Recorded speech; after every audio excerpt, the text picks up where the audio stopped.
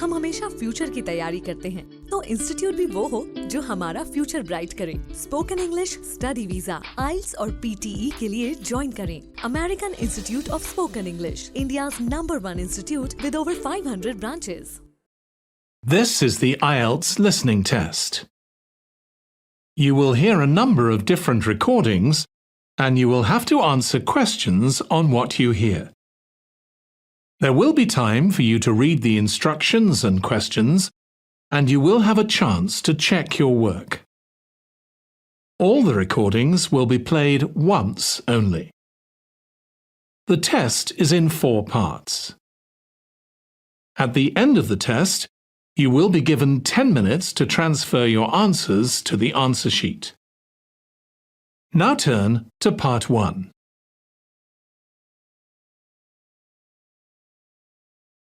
Part 1. You will hear a man called David asking for information about how to place an advertisement for selling his laptop and other items. First, you'll have some time to look at questions 1 to 5.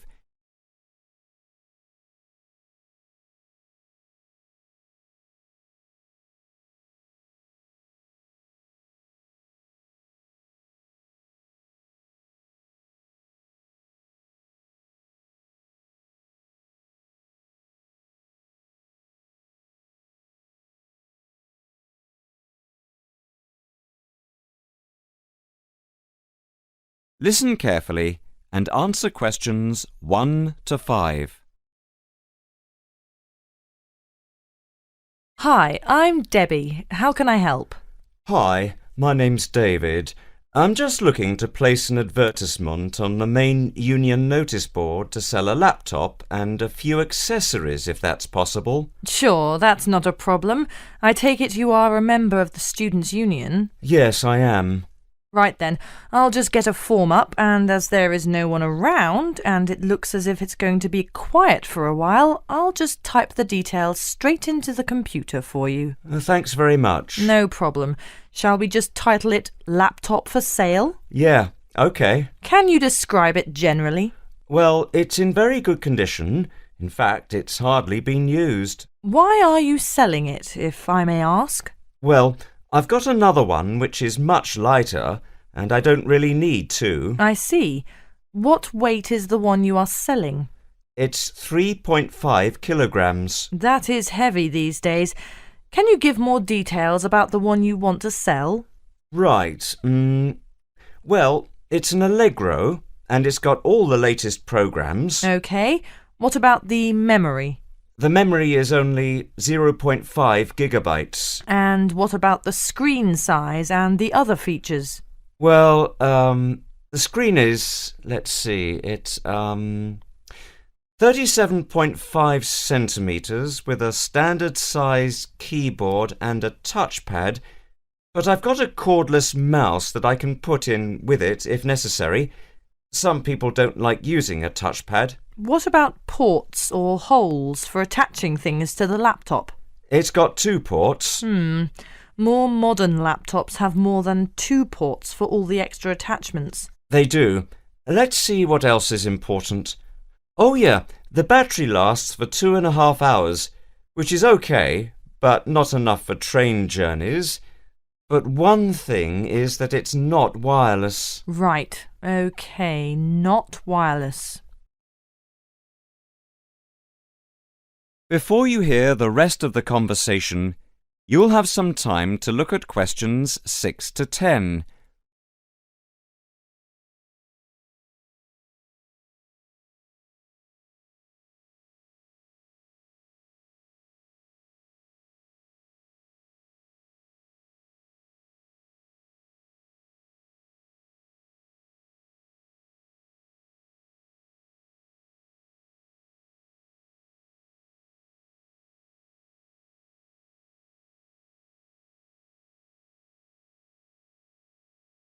Now listen and answer questions 6 to 10.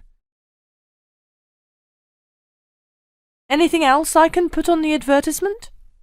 There's a webcam built at the top of the screen, and I can throw in a printer, a scanner and headphones, which I got with it in a special deal. It also comes with its own case for carrying it around. Actually, the case is quite smart. I'm hoping these things will help it sell. They should do. Right, I think I've got all that. How much do you want for it? That I'm not sure about. It's worth about £900 to £1,000 new. Yeah, but you won't get that much if it's used, and even if it's in good condition. What about £500? I doubt if you'd get as much as that.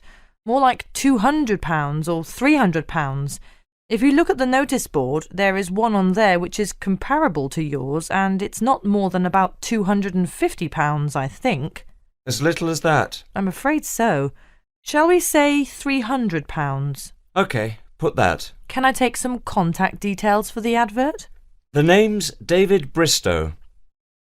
Bristow? Yes, that's it. And a mobile or email? Both if you want.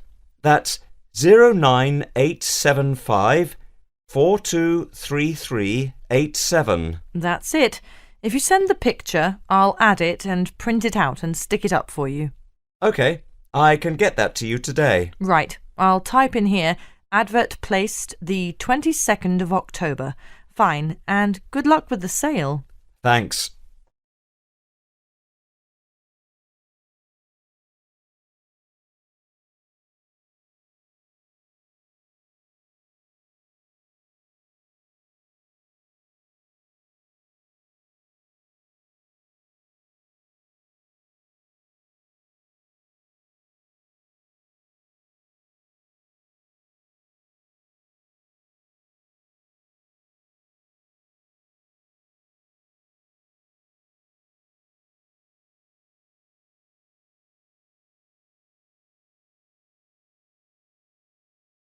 That is the end of part 1. You now have 1 minute to check your answers to part 1.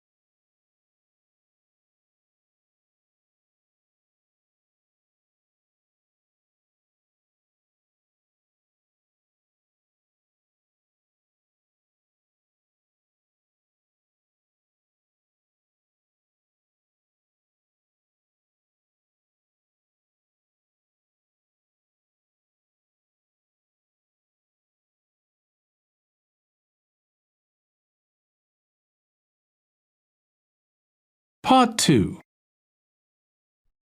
You will hear an announcement made by an official for the preparation plans for the town's 250th anniversary celebrations. First, you'll have some time to look at questions 11 to 15.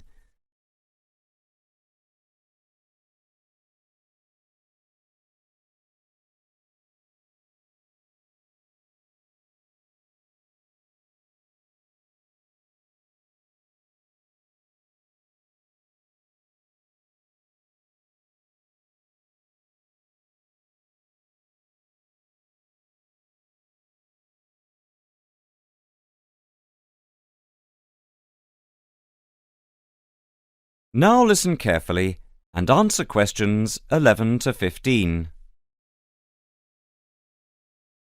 And now for the preparation plans for the town's 250th anniversary celebrations. We are going to follow the same system we had last year, but with a few changes to increase the party spirit. First of all, this time we are going to make the concert on the beach open to everyone without charge. This is because we have been given money by the council for the celebration, and also because last year we had so many problems with keeping people out who had not paid. And on top of this, people will not have to pay for refreshments either, as these are being donated.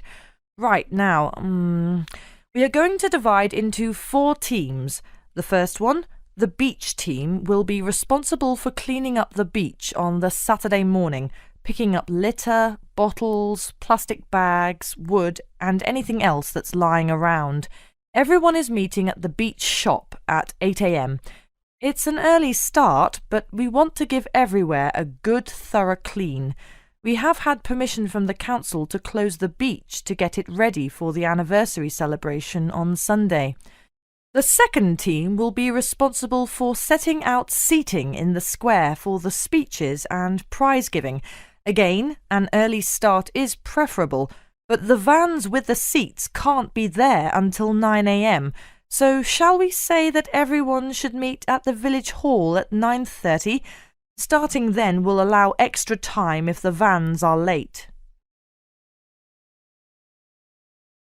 Before you hear the rest of the talk, you will have some time to look at questions 16 to 20.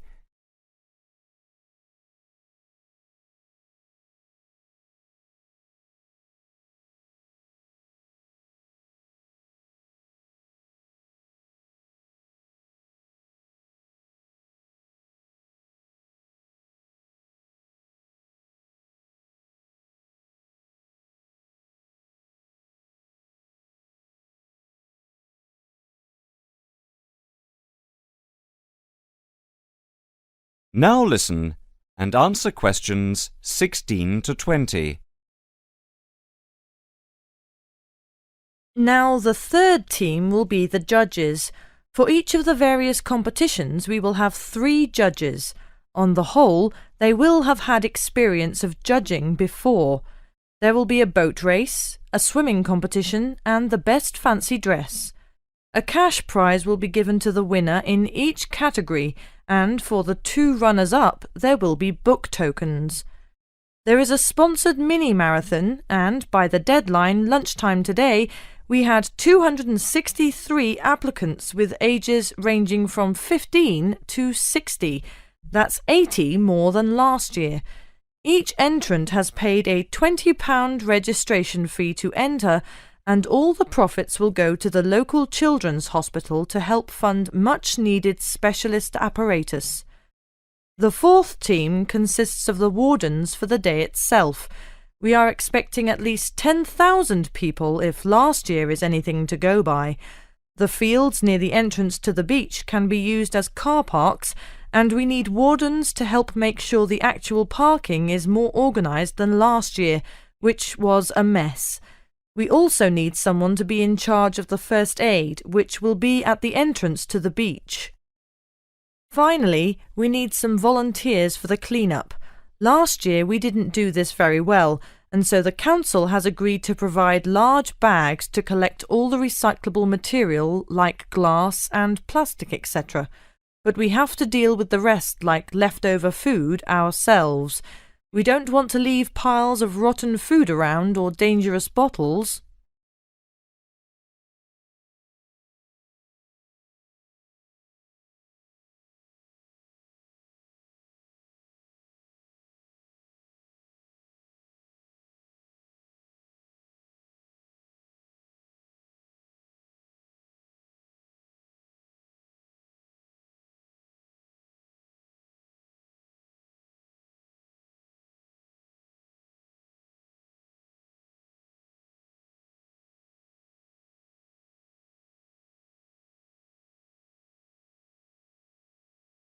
That is the end of part 2. You now have 30 seconds to check your answers to part 2.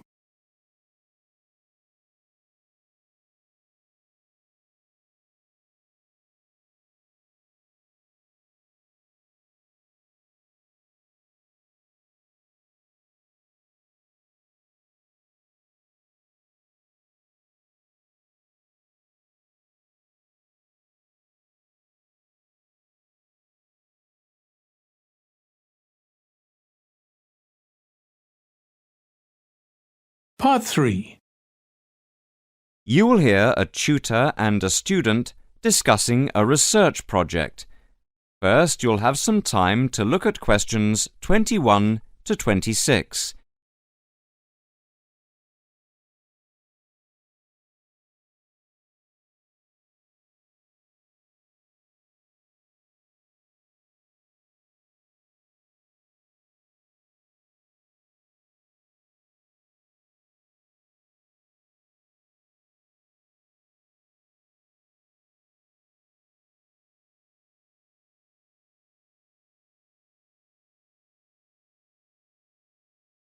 Now listen carefully and answer questions 21 to 26.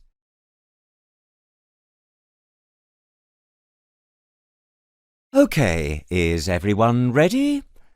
Over the past 2 weeks, we've been listening to different students giving a presentation on their research projects. So, for this morning's session, I'd like to invite Susan to take the floor.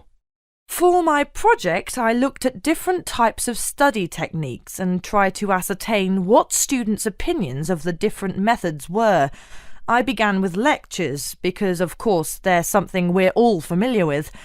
Now, the problem with lectures is that you have to sit and listen for quite a long time, sometimes maybe as much as 1 hour, yet people's average concentration span is only about 20 minutes. This means, of course, within the first half an hour, most people actually stop listening. Not consciously, of course, but you know what it's like. Your mind tends to, well, kind of wander. You start thinking about what you're going to have for dinner or about the party you attended last night. So I wanted to know what the most effective method of taking down all the important points was. Susan, if I may interrupt you, what's your strategy for listening to lectures? Personally, I always record the lectures. That way you can listen to the lecture again afterwards and make really good notes. In fact, I know a lot of people who use this method. Yet surprisingly, when I talked to students, they felt that it wasn't such a good method because the quality of the recording is often very poor. So quite a few preferred to listen for the main points and take notes. Some even used a form of shorthand, abbreviations and symbols, that sort of thing. Although everyone agreed that the best way to approach lectures was to do the required reading beforehand. That way it makes the lecture a lot easier to understand because you already know something about the topic. Could you tell us something about how students approach their assignments? Essays, reports, that sort of thing? Actually, when it came to assignments, people were divided on the issue of essay plans. Some thought it was a good method of planning. Others, didn't think so. Generally, though, most students didn't really express much of an opinion. Brainstorming, however, was different. Just sitting down and thinking of as many ideas as you can. Just about everyone said it was a really good method of preparing to write an assignment, especially if they got together in groups.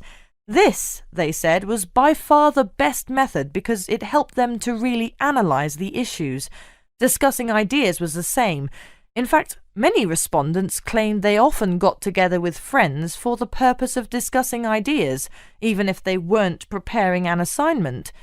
They said it helped them to understand the lectures better and, surprisingly enough, get better grades in their exams.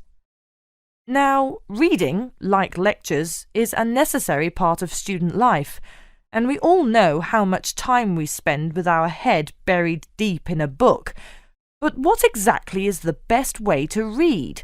Well, I discovered that hardly anyone tries to read the whole book or even whole chapters, but skim reading came out a real favourite.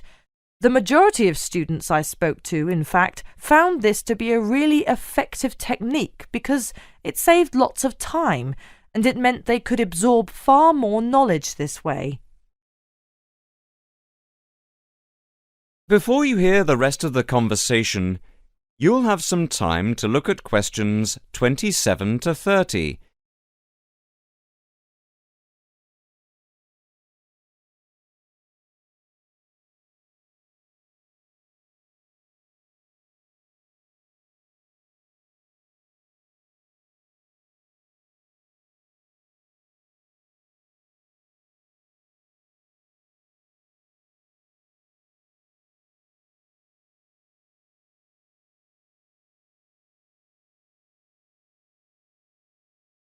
Now listen and answer questions 27 to 30.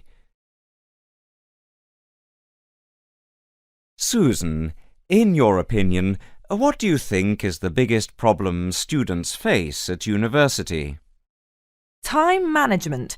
What I mean to say is that it's a much underestimated skill, and because it's underestimated, it's an area often neglected by students, especially young students who are used to other people planning their time for them. So I set about asking students exactly how they planned their time. Interestingly, however, nearly everyone said that time management was significant, yet few people actually used the technique. Most commented that they were too busy with their studies.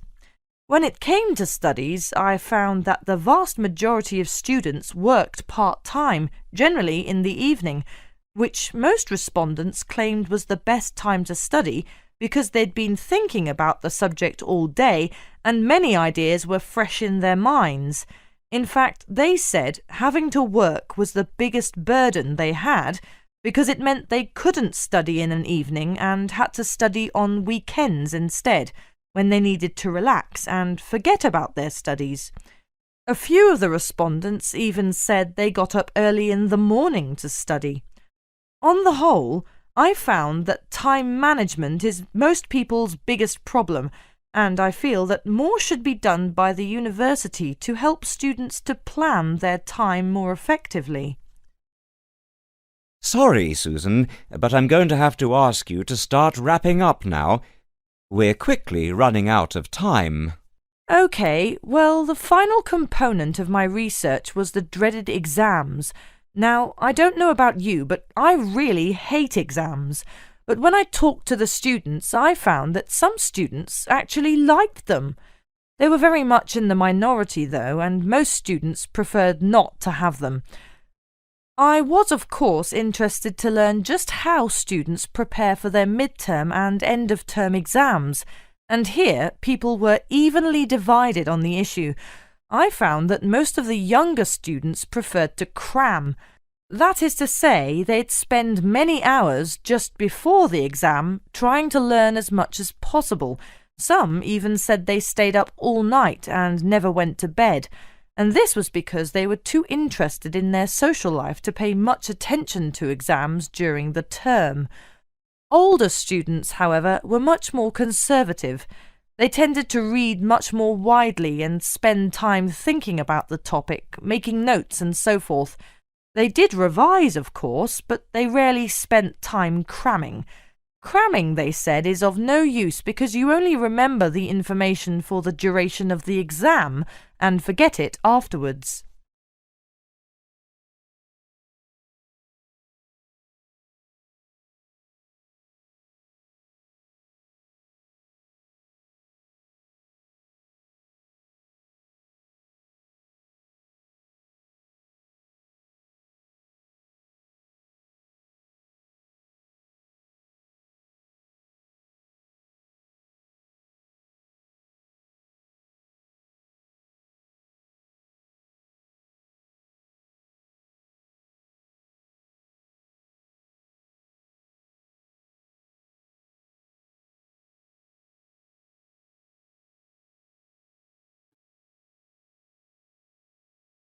That is the end of part 3.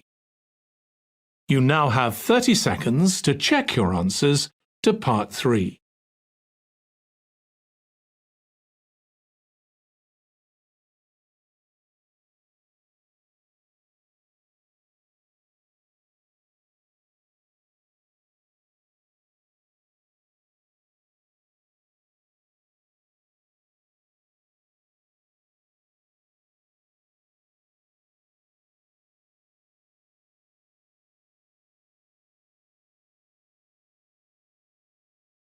Part 4. You will hear a student talking about a survey conducted among people of different age groups to find out how architecture may affect people's lives. First, you'll have some time to look at questions 31 to 40.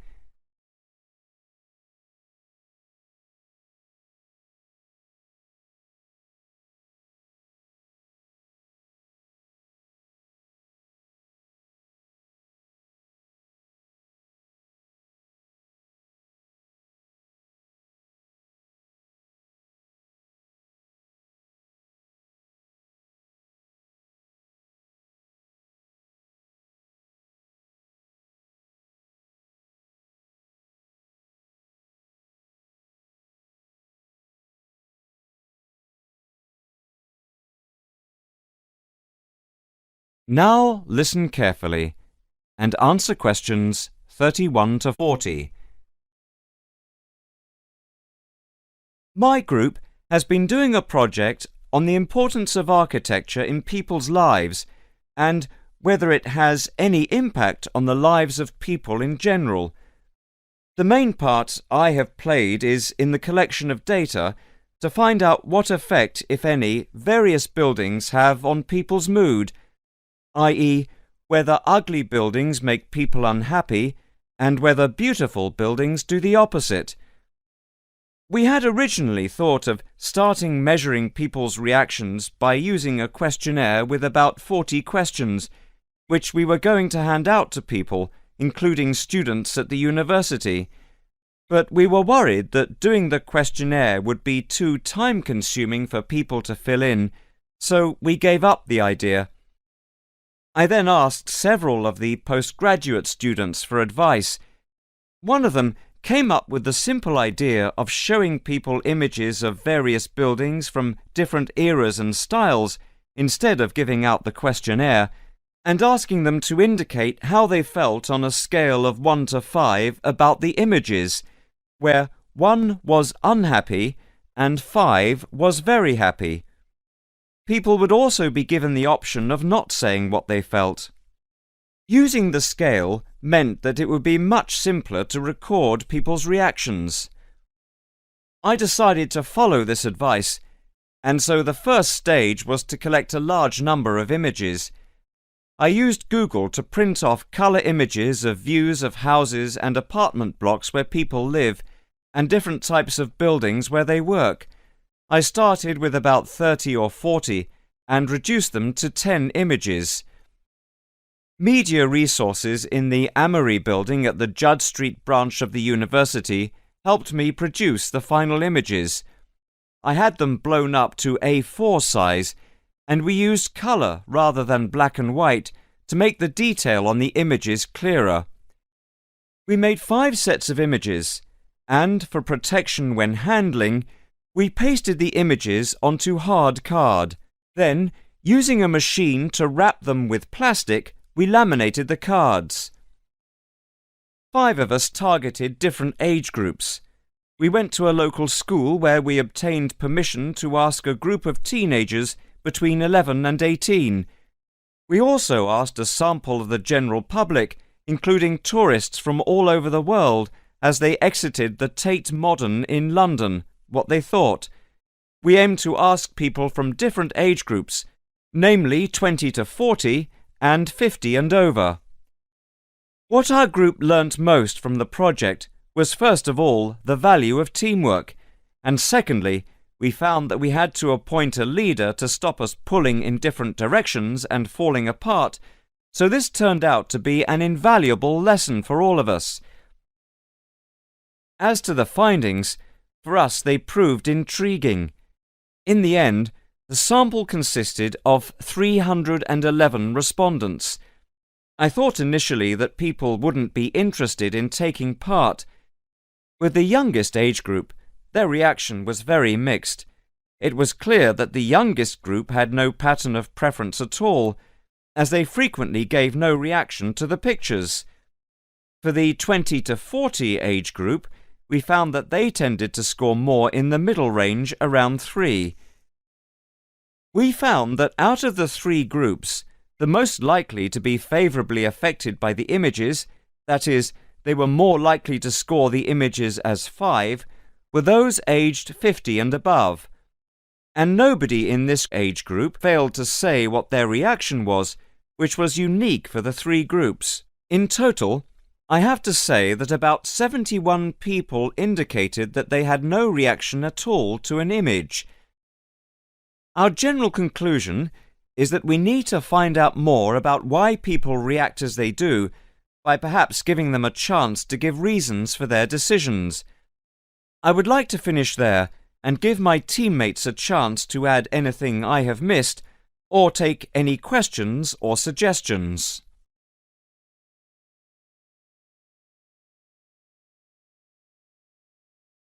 That is the end of part 4. You now have 1 minute to check your answers to part 4. That is the end of the listening test. In the IELTS test, you would now have 10 minutes to transfer your answers to the answer sheet.